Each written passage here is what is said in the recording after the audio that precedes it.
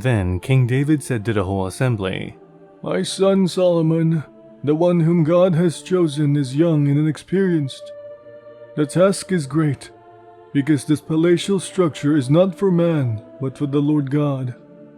With all my resources I have provided for the temple of my God, gold for the gold work, silver for the silver, bronze for the bronze, iron for the iron, and wood for the wood, as well as onyx for the settings, turquoise, stones of various colors, and all kinds of fine stone and marble, all of these in large quantities.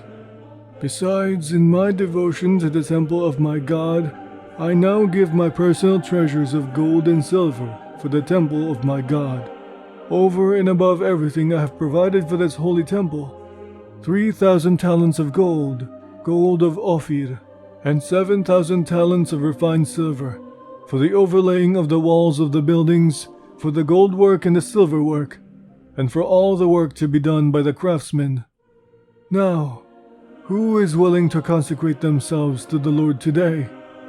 Then the leaders of families, the officers of the tribes of Israel, the commanders of thousands and commanders of hundreds, and the officials in charge of the king's work gave willingly. They gave toward the work on the temple of God 5,000 talents and 10,000 derricks of gold, 10,000 talents of silver, 18,000 talents of bronze, and 100,000 talents of iron. Anyone who had precious stones gave them to the treasury of the temple of the Lord, in the custody of Jehiel the Gershonite. The people rejoiced at the willing response of their leaders, for they had given freely and wholeheartedly to the Lord. David the king also rejoiced greatly